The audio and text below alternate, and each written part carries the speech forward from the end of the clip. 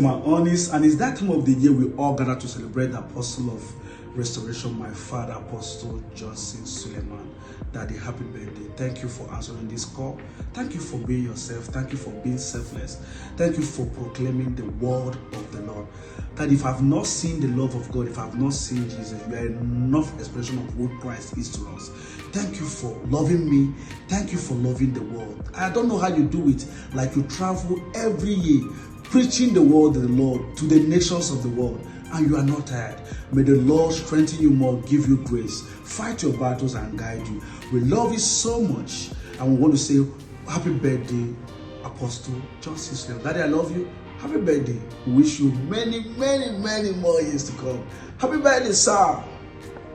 We celebrate you. Happy birthday, Apostle Professor Johnson Suleman.